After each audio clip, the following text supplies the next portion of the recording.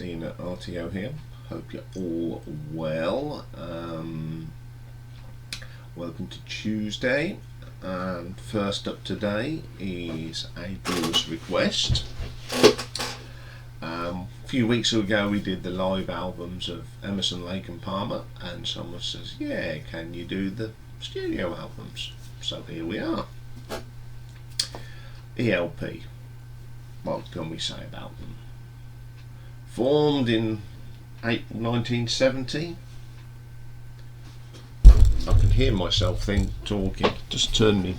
I think that's better. That's better. We can get an echo. Right, 1970 then. Originated back in late '69 when nice keyboardist Keith Emerson and King Crimson bassist and vocalist were on tour together. So they must have talked, and Lake said he'd wished to leave King Crimson, so they got together, and then they were looking for a drummer. They thought about Mitch Mitchell from Jimi Hendrix's band, but at the suggestion of Emerson's manager Tony Stratton Smith, said, why not Carl Brewster, The Crazy World of Arthur Brown? So they chose him, and the rest is history, isn't it? So they actually released 9 studio albums over a few years after going on hiatuses and etc and splitting up and everything else. So let's have a look at these albums. So coming in at number 9 is actually the 9th and final studio album by Emerson, Lake and Palmer, released in 1994, In the Hot Seat, produced by Keith Olsen. Here we go then. First track, Hand of Truth, probably one of the better tracks on the album actually. It's got bits of the heyday in there. I don't mind this track, it's not too bad. Then we get Daddy. This isn't bad at all, it's probably the best track on the album. And then from here onwards the album just goes downhill. One by one. Starts well, and then it just fizzles like a candle that's been burning forever. Little bits of moments in there. So there is a couple of nice keyboard runs from Keith Emerson, but on the whole it's just 90s rock dribble that Keith Olsen thought he could make E.L.P. more friendly, more radio friendly, and it just didn't work. Heart on Ice, I don't know, I just can't get on with this album at all. I'm not particularly fond of that. The Thin Line, this is terrible. There's drum machines on this. What's going on? This is Emerson, Lake and Palmer. You don't need drum machines, and you got a good drummer. Then we get a Bob Dylan cover. What? I've got a funny reason. This is a big Keith Olsen. Man in a Long Black Coat. Rubbish. Absolute rubbish. Change. I think they'd had enough by then. You can tell in this track no one gives a damn. Give Me a Reason to Stay. Rule number 1, don't get someone else to write a song for you, especially E.L.P. Didn't work at all. Gone Too Soon, it's just 90s pop, doesn't sound right. Keith Olsen, great producer, but not for E.L.P. Street War, absolute awful. And then they decided to do a edited version, studio version of Pictures of an Exhibition. It's condensed into about 15 minutes, not a patch, on the original, of course. It's too clean, it's too overproduced, it's rubbish. And I like that track, but that is rubbish. Okay then, this album is just pretty poor from start to finish. Couple of two, apart from the first two tracks, it just got worse as the album went on, and it's a good job they packed up after that, because that was abysmal. What a way to go out though. It wasn't a very good album. So I'm going to give it an RTO ranking of 2 out of 10. Okay, coming in at number 8, we have the 7th album, released in 1978, Love Beach. Yeah, we know what I think about the cover. We've featured that before. It's horrendous. The album isn't much better either. First track, All I Want Is You. It's listenable, but that's all I can say about that. Love Beach, sorry, this is just total rubbish. It doesn't even sound like Emerson, Lake and Palmer. Taste My Love. And it's got some nice little touches of keyboard, but that's it. The rest of it is awful. The Gambler, another terrible track. Nothing good about this at all. For You, oh dear. E.L.P doing love songs? No, stop it. Then we do get a half decent track. Canario from Fantasia Par and Gentle Hombre. Like all that, as ever, Keith Emerson is really good at turning a bit of classical music into a poppy type song, and I don't mind that. That is pretty good. And the only thing I really like off this album is Memoirs of an Officer and Gentleman. It's probably the best thing on a terrible album. I don't mind listening to that, and it's pretty good. Not the best album, is it? 2 bits of good music on it, the last 2 tracks. So I'm going to give it an RTO ranking of 4 out of 10. Okay, coming in at number 7, we have the 6th studio album, released in 1977, The Works, Volume 2. Now this was a single album that was leftovers tracks from other album sessions. Yeah. First track is Tiger in the Spotlight. I like this track. Always have. Great drumming from Carl Palmer is very, very good. Then we get When the Apple Blossoms Bloom in the Windmills of Your Mind, I'll Be Your Valentine. What a mouthful. Don't mind this bit of music, it's not too bad. Listenable. Bullfrog. Oh, this irritates me. It's as bad as someone putting their film down a blackboard. Oh. Don't know what's going on there. Never really a fan of that. Then we get a track called Brain Salad Surgery. It's quite funky. Hey, it's not too bad. I can go with that. Barrel House Shakedown. I do like this honky tonk sort of piano. It's got a bit of everything in here. Bit of Glenn Miller sound. Pretty cool, I think. Oh, I don't mind that one. Watching Over You. No, don't like that one. So Far to Fall. It's okay, but I wouldn't say it's one of my favourite tracks on the album. Maple Leaf Rag. Great interpretation of Scott Joplin's piece. Fantastic. Keith Emerson, brilliant. Love it. And then we get I Believe in Father Christmas. I'm not going to say too much about that because we're doing a Christmas show very soon, and that will be featured in it, of course. But this is a great song, best song on the album. Close but Not Touching. Yeah, I'm out on that one. Honky Tonk Train Blues, second best track on the album. Love this honky tonk piano sound that Keith does, brilliant. Show Me the Way to Go Home.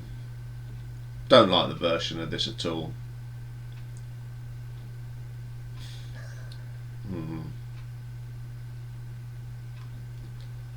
Not good at all. What do I think of this album?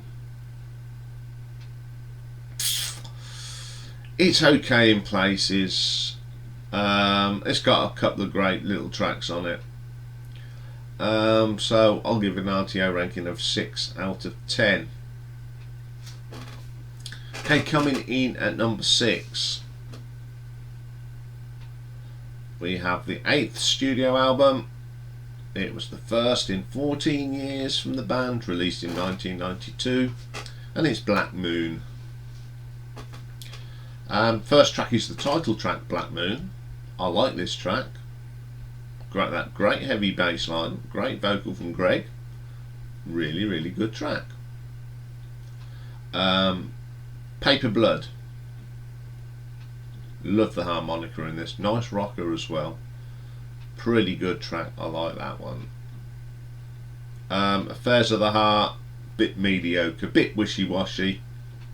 No. Then we get Romeo and Juliet. The Dance of the Nights. I always like this piece of music. Even the classical version is brilliant. For those of can't remember what it's called now, if you're in the UK at The Apprentice, this is the music, and Muse use it on their Black Holes tour as the intro. That piece of music, fine piece of music by Prog, and they do a great version of that. Fantastic. Farewell to Arms. This isn't too bad. It's got elements from the song Pirates in that sort of vein, and I do like that one. Changing States, it's solid enough. It's got elements from the glory days, of course. It's listenable. Burning Bridges. I think any song that's called Burning Bridges, every one I've got are pretty awful, and that one is as well. Close to Home. Bit of piano from Keith. Alright. Better Days. Shockingly rubbish, I wrote in my notes. Footprints in the Snow. It's okay.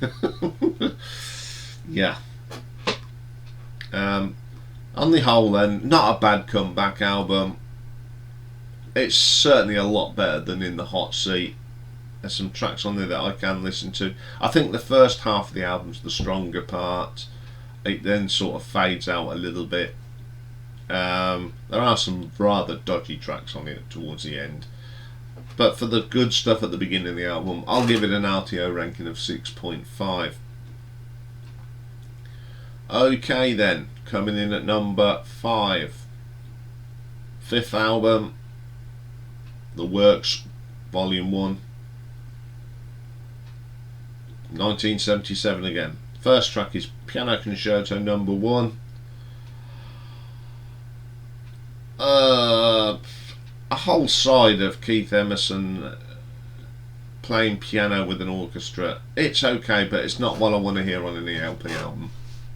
I tend to sort of skip that a lot. It goes on too long. Then we get side 2, which is Greg Lake. Lend Me Your Love Tonight. Again, it's an okay song, but do I want to hear this on an E.L.P. album? No. But C'est La Vie I do. I love C'est La Vie. I love the French accordion sound in it. It is really good. Hallowed Be Thy Name. It isn't too bad. I've got no problem with that one. But it shouldn't be on an E.L.P. album. Nobody Loves You Like I Do. Too sloppy. Shouldn't be on an E.L.P. album. Then we get to the 5th track. Hang on, then we got Closer to Believing, sorry. No, I don't like that either. Side 3 is Carl Palmer, The Enemy God Dances with the Black Spirits. Classic track. Another piece of classical music portrayed by E.L.P. It's fantastic. Really good stuff. LA Nights, not a bad rock track actually. Quite like that one. New Orleans, pretty weak, pretty mediocre. Then the two-part invention of D Minor by J.R. Spark, pointless bit of rubbish. No disrespect to J.R. Spark, but don't want that. Food for Your Soul, this isn't much better either. Then we get Tank. Well, again, why do we need Tank? We've had it. They must be struggling for tracks. Then we get Side 4, which is Emerson, Lake and Palmer, and it's the best side of the whole album. First thing you get, the Fanfare for the Common Man. Brilliant piece of music. This is actually the first thing I ever heard by them, because they weren't a popular band in our house, but this was, and I sort of loved it, and I took up from there. I'm the only one from the family that really likes Emerson, Lake and Palmer. Here comes Clippity Clop. Good morning, Rocky. He's finally decided to get out of bed. Yeah, loved Fanfare for the Common Man. And then the next track and the last track on the album again is the brilliant Pirates. Love Pirates. I love the story. It feels like you're going on a sea voyage, and I love listening to the lyrics. Fantastic song. This album on the whole, it is pretty mediocre. It has got some highlights. What they should have done was taken the best bits from Volume 1, the best bits from Volume 2, and just made the one album. I think it'd have been a better album. This is just disjointed. If they want to go off and do their solo stuff, they should have done what Kiss done. All release an album each. But I do like the ones that are good on both albums are really good. But I'll give this an RTO ranking of 6.8. Okay then, coming in at number 4, I have the debut album, Emerson, Lake and Palmer, released in 1970. First track on here is the brilliant Barbarian, heavy bass, and they've got this unique Hammond organ from Keith Emerson, and you got some very delicate drums from Carl Palmer on this. Very good track. Then we get Take a Pebble, another fantastic track. Keith Emerson's piano in this is awesome. I like that bit in the middle whenever you got Greg Lake clapping, everyone's having a damn good time with a little bit of a jazz improv. Brilliant stuff. Great vocal from Greg Lake on this. Then we get my favourite track on the album, one of my favourite tracks by E.L.P, Knife Edge. I love that. Boom, boom, boom, boom, boom, boom, and the lovely vocal from Greg Lake. You get that nice little keyboards. Great stuff. Best track on the album. Side 2, we got Three Fates. Love the opening to this. Lots of keyboard, church. Absolutely brilliant. And then it goes into some jazz improv fusion. I don't know if it was planned, but it's fantastic. Then we get Tank, and I prefer this version than it's on the Works album. It's pretty good, pretty proggy, of course. Great stuff. The album ends up with Lucky Man, first song that Greg Lake ever wrote at the age of 12, I think, something like that. Nice little story, great song. Very good debut album, of course. Got some classic tracks on there. Love this album, and I'm going to give it an RTO ranking of 7 out of 10. Okay then, coming in at number 3. This is the bee's knees of E.L.P, I think, these 3 albums. So coming in at number 3, we have the 3rd studio album, released in 1972, Trilogy. Opens up with the Endless Enigma. Great drumming from Carl on this, absolutely kills it. Keith again, absolutely on fire. One of the greatest keyboard players of all time. Wonderful. Fugue, instrumental. Keith Emerson, wonderful. Sadly missed. I just think he's... I've said this before, but there's 3 great classically trained keyboards that went into rock. Emerson, Reitman and Lord. These are the greatest keyboard players ever. I can't put them in order, but that Keith Emerson is all over that. Fantastic piece of music. It's only short, but it's just awesome. Then we get the Endless Enigma Part 2. You get more like the rest of the band popping in here and adding to that little bit of fugue in the middle of Part 1 and 2. Fantastic. From the beginning, great track. Always like this one. Nice little acoustic number with a bit of bongos, bit of mellow to it. Great vocals from Greg. Pretty good. The Sheriff.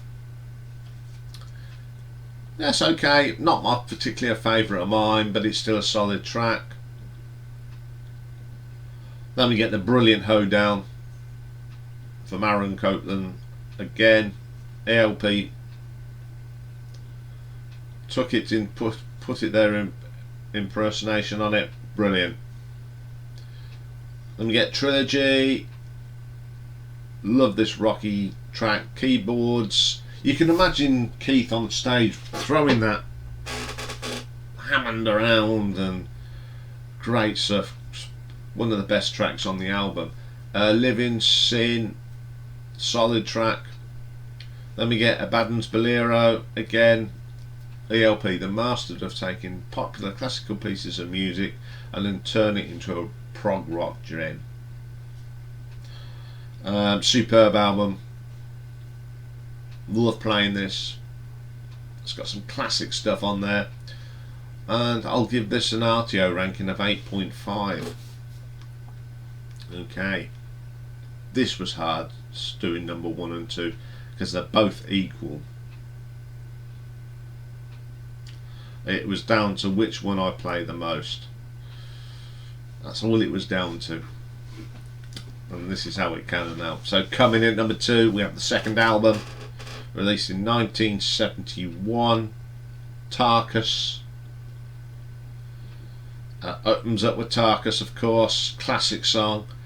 I love that drumming and keyboards at the beginning of this piece. Then you get Greg Lake coming in with some great vocal. Then you get that little bit of bass and the jazzy side of it. And then we go into more rocky, good keyboard work. Absolutely belter. Fantastic piece of music. 20 minutes long as well, and wonderful. And then we get Jeremy Bender. Not a short little ditty, it's okay. Bitch's Crystal. Keith again, just magical on this. Love his keyboard work on this. The Only Way, him. Another interpretation of a traditional piece of music, church organ, unique vocal from Greg, fantastic. Infinite Space, this is more of a jazzy fusion, but the interplay between Keith Emerson and Greg Lake on this is just absolutely fantastic. A Time and the Place, this reminds me of Knife's Edge. It's got that Hammond organ drive, Short track, but really, really good. And then we get probably the last one, the last track. It's the worst track they ever did. It's even worse than some of the stuff on In the Hot Seat. Are You Ready, Eddie? Absolutely brilliant crap. Absolutely brilliant crap. Awful.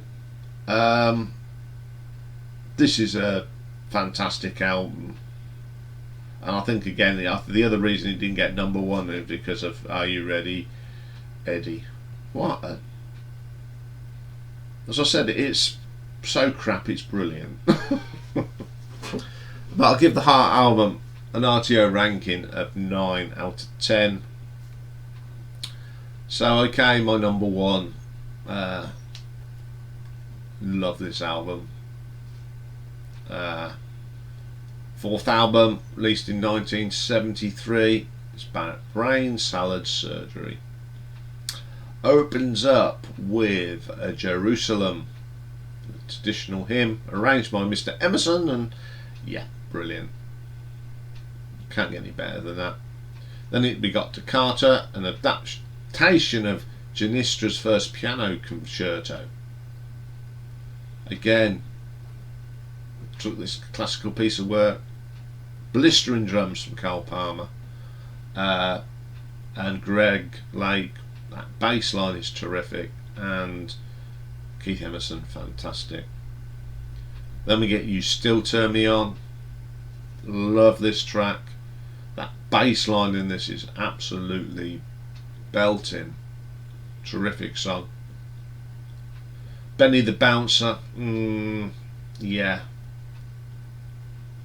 Again, one of the worst tracks. You can count the bad tracks on two hands.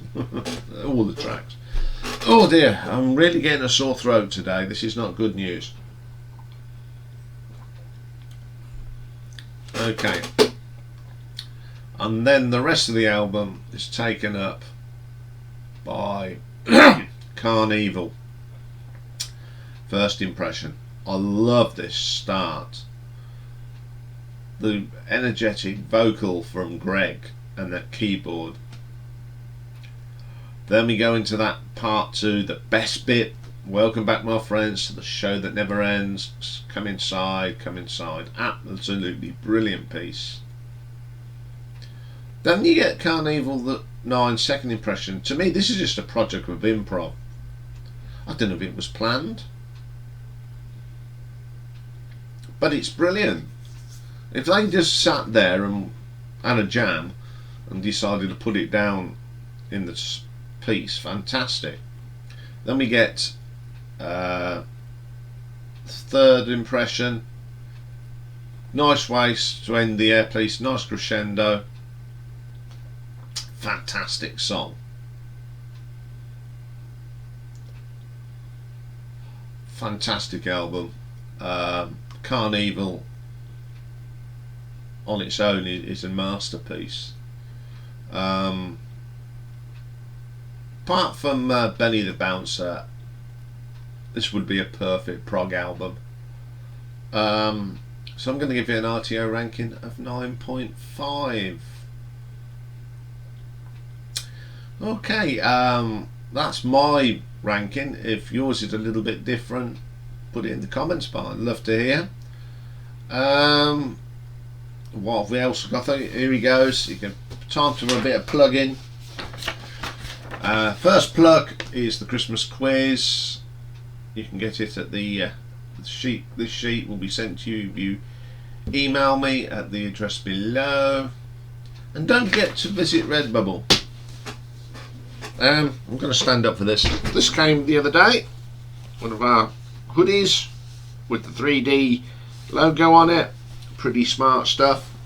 So if you want one of these, go to Redbubble, click on the Redbubble icon in the banner, and go and have a look at some of the goodies. Okay, we'll be back later when I've sorted my throat out, and for retro ranking, and of course today it's a very special one. in tribute to Graham Edge of the Moody Blues, who sadly passed away over the weekend. So if you was expecting Eurythmics today, don't worry, they're on next week. So I'll be back for that later. I'll speak to you then. Take care for now.